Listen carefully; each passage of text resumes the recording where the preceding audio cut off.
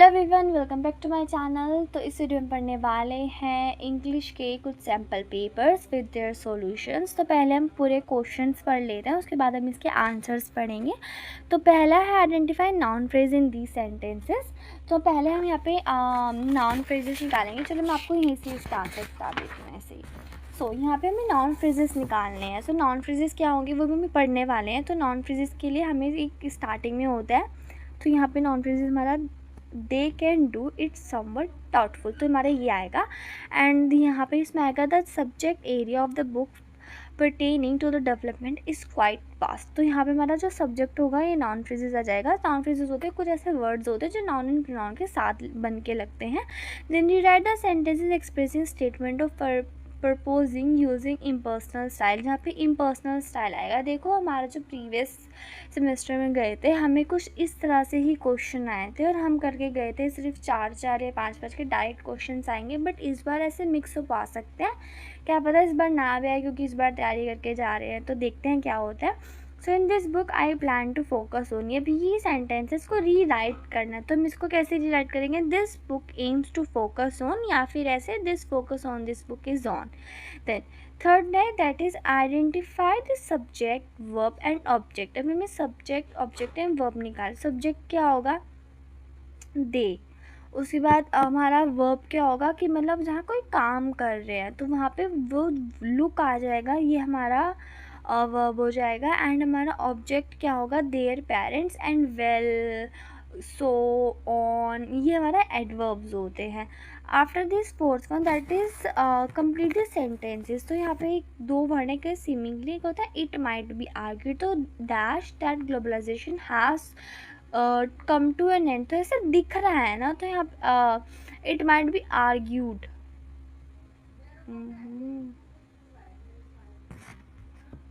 सो जैसे कि यहाँ पे फर्स्ट है dash that globalisation has to come to an end, कि ऐसा बोला गया है, इट माइट बी आर्ग्यूड, ऐसे आर्ग्यू किया गया है कि जो ग्लोबलाइजेशन की वजह से एंड हो रहा है। Then second that is you are dash in precarious situation, seemingly आप कैसे दिख रहे हो। Then fifth one that is read the following sentence and आपको जैसे कि I can't say problem is natural और मैन मेड, की जो प्रॉब्लम है वो नेचुरल है या मैन मेड है। तो हमें आपको बताना है कि ये पॉजिटिव है, नेगेटिव है या अनसर्टेन है। तो एक अनसर्टेन है क्योंकि वो आई कांट से बोल रहा है, इस वजह से।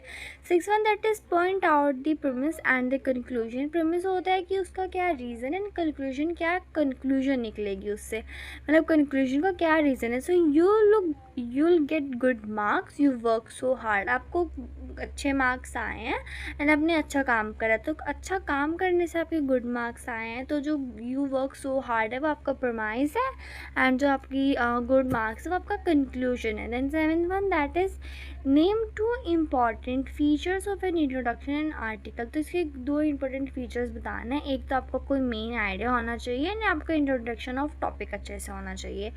Eighth one that is underline the language expressing question in the following sentence, I would agree.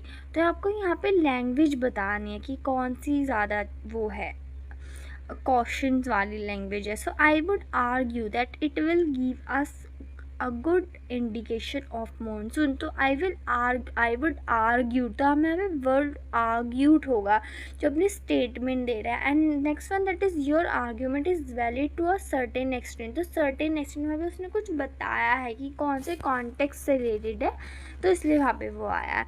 उसके बाद यहाँ पे हमारा फर्स्ट क्वेश्चन आएगा, using the notes right a features your blog entry. हमें ब्लॉग एंट्री के बारे में बताना, तो यहाँ पे नोट्स दिए हुए हैं, internet related crime, serious in types and difficult policies and cyber security needs to be strong. तो यहाँ पे हमें जो ये में नोट्स दिए हुए हैं, हमें यहाँ से एक पूरा पैराग्राफ बनाना है। देन सेकेंड है that is make notes and bullets of the given paragraph. हमें बस जैसे ये है हमें वैसे में ये कन्वर्ट करना है, जैसे ये हमें वैसे में ये कन्वर्ट करना है। देन और ये हम बहुत पहले से बहुत अच्छे से करते आ रहे हैं, तो प्रॉपर है। देन फोर्थ क्वेश्चन है that is evaluate the following passage bye identifying discussing weakness and possible improvement for it, कि हमें इसके वीकनेस बताने हैं। अगर वीकनेस में आप प्रॉपर अच्छे से पढ़ोगे उसके बाद आप देखोगे उनको बताओगे कि कैसे अच्छा है कैसे अच्छा नहीं है। देन इसके 4 ही क्वेश्चन है। इसके 4 ही क्वेश्चन है। अब पढ़ते हैं sample paper 2, that is sample paper 2 में हम पढ़ेंगे which of these phrase are use to give an example and to give an explanation, कि इसमें से कौन सा ऐसा जिसमें हम एक्सप्लेनेशन दे रहे हैं एंड कौन सा ऐसा जिसमें हम एग्जाम्पल दे रहे हैं। तो इन अदर वर्ड्स हम किसी और तरीके से समझा रहे हैं, तो ये हो गया हमारा एक्सप्लेनेशन। एंड सच एज ये, सच एज वो, तो ये हो गया हमारा एक एग्जाम्पल। उसके बाद which is the head noun of this sentence, कि यहाँ पे हेड नाउन क्या है। हेड नाउन होता है जो आपको सब स्पेसिफिक बता रहा होता है, तो हेड नाउन यहाँ पे हो गया 1। After this third one that is read the essay title and answer the following question that follow, evaluate the performance of the new machines in our section. So what is the easy verb used here? तो हमें ऐसे word कौन सा यहाँ पे use हुआ है, that is evaluate use हुआ है। And second question what is the specific focus on main point, specific focus क्या है, तो स्पेसिफिक फोकस है परफॉर्मेंस ऑफ न्यू मशीन्स, ये उनका स्पेसिफिक फोकस है। देन फोर्थ है that is identify noun phrase in the this sentence, तो अब हमें आइडेंटिफाई करा है नाउन फ्रेजेस कौन से होंगे। सो इसका है we have added all the information necessary for your blog, कि मतलब all the information necessary for your blog, that is the context of the sentence. And the next one, the all the quality good in this book are quite costly, तो यहाँ पे आएगा all the quality good in the box, ये आएगा यहाँ पे हमारा noun phrase।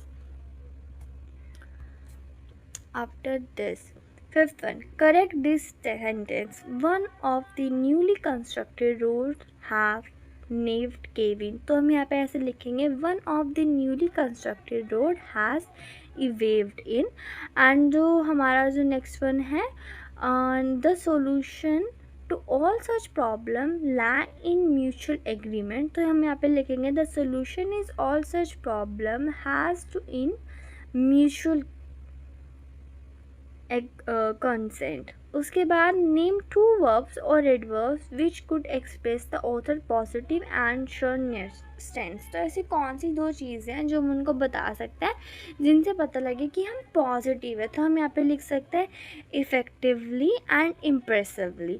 उसके बाद 7th one that is identify promise and conclusion in this sentence, तो यहाँ पे सेंटेंस क्या है, India has become almost a developed country, India has followed good economics policies over the years, तो वो डेवलप्ड कंट्री बन चुका है और वो बहुत टाइम से गुड पॉलिसीज़ भी फॉलो कर रहा है। तो प्रीमिसेस क्या हुआ, अच्छी पॉलिसीज़ फॉलो कर रहा है तभी तो वो डेवलप्ड कंट्री बना है, तो ये हमारा प्रीमिसेस हो गया एंड ये हमारा कंक्लूजन हो गया।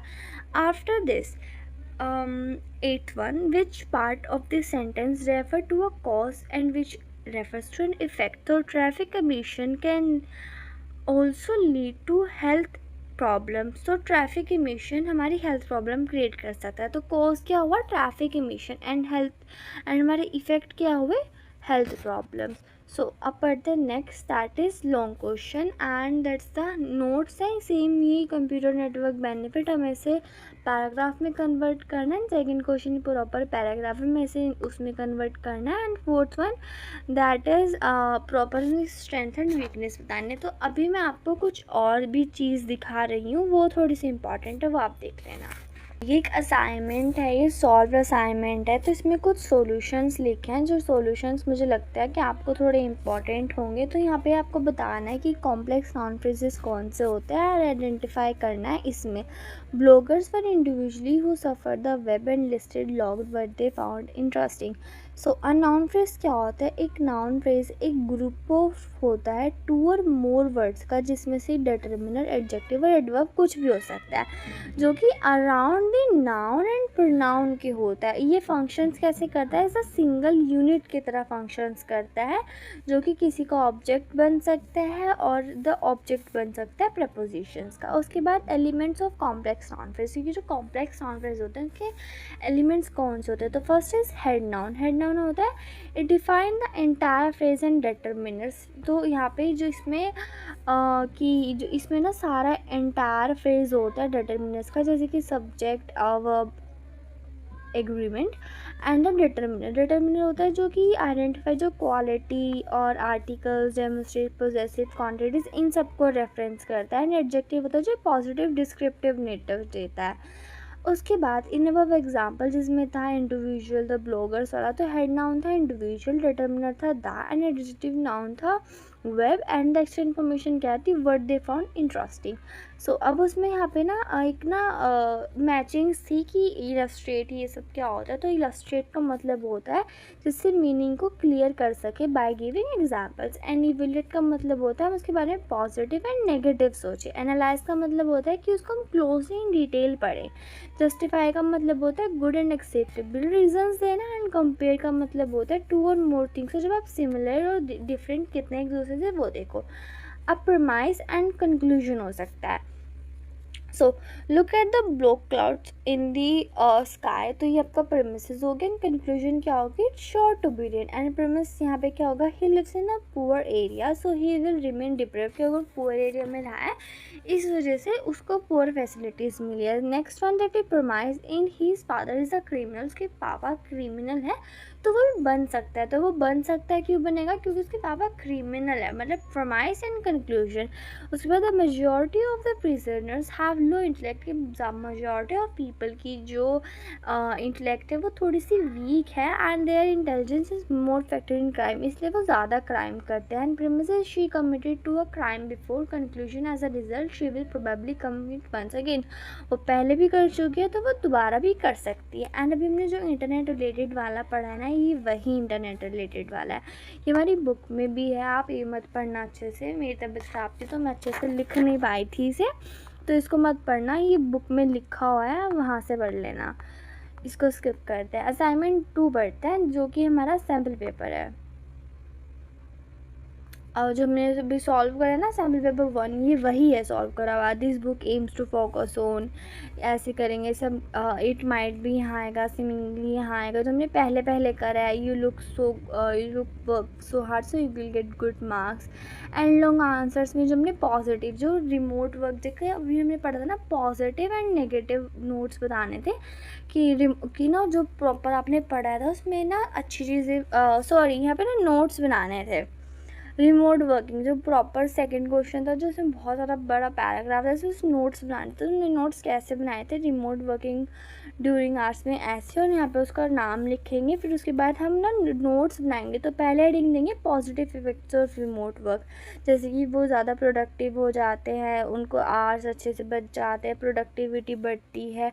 तो नेगेटिव इफेक्ट कौन से होते हैं, तो फिजिकल और मेंटल हेल्थ बढ़ती है, डिस्ट्रैक्शन बढ़ती है घर में, lack of dedicate new space होता है, नेगेटिव इम्पैक्ट होते हैं वेलबींग के। उसके बाद हाउ टू बैलेंस कैसे करेंगे, अंडरस्टैंडिंग बाउंड्रीज होनी चाहिए, प्रॉपर यूज़ ऑफ टाइम होना चाहिए, सपोर्ट वर्कर्स होने चाहिए।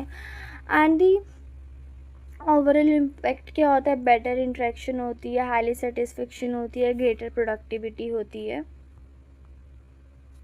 Then may also create team coherence and challenges भी क्रिएट हो सकते हैं। आइडेंटिफाई वीकनेस एंड इम्प्रूवमेंट, की वीकनेस ढूंढने में इम्प्रूवमेंट ढूंढने कि हमको वीकनेस वाले क्वेश्चंस कैसे करने हैं। तो वीकनेस आप ना ऐसे कर सकते हो कि पहले आप देखो लैक ऑफ क्लियर स्ट्रक्चर, उसको बोल दो कि लैक ऑफ क्लियर स्ट्रक्चर है, कि जो पैसेज है उसमें आइडियल कम्युनिकेशन अच्छे से नहीं हुआ है, रिसर्च अच्छे से नहीं करे, सेंटेंस में बहुत ज़्यादा ट्रांजिशन अच्छे से नहीं हो रहा है, ओवरलैंग एंड कॉम्प्लेक्स सेंटेंस, कि जो रीडर्स है वो कंफ्यूज हो सकते हैं क्योंकि बहुत ज़्यादा लेंथी प्रोसेस है, एंड सेंटेंसेस अच्छे से नहीं हो रही। Then repetitions of similar ideas, कि जो सिमिलर आइडियाज़ है वो ज़्यादा रिपीट हो रहा है जिसकी वजह से अच्छे से काम नहीं हो रहा है। फोर्थ में that is limited evidence examples, कि जो एग्जाम्पल्स है वो अच्छे से नहीं हैं। तो अब पढ़ेंगे इम्प्रूवमेंट्स। तो formal language and clear structure, तो यहाँ पे दे कैन यूज़, यहाँ पे कागज़ का कंसाइज लगा सकते थे, अच्छे से लैंग्वेज को लिख सकते थे, बेटर एग्जांपल्स दे सकते थे। वो आपसे लिख सकते हो कि इंडिविजुअल बाय पैराग्राफ, की पैराग्राफ में थोड़ी इंडिविजुअलिटी आनी चाहिए, डिफरेंट होने चाहिए। दैन सिंपल लैंग्वेज होनी चाहिए, सिंपल सेंटेंसेस अच्छे लगेंगे। दैन स्टैंडर्ड कंक्लूजन्स होनी चाहिए। So yes, this is the end of our English syllabus. अगर आपको ज़रूरत हो तो हम एग्ज़ामिनेशन स्टाइल कोर्स कर सकते हैं, इफ़ यू से सो। अदरवाइज़ मैं नहीं, मेरा कोई प्लान नहीं है करवाने का। So I hope you like this video, subscribe my channel. तो ये हमारा इंग्लिश कंप्लीट हो चुका है। So see you next video, next video, take care.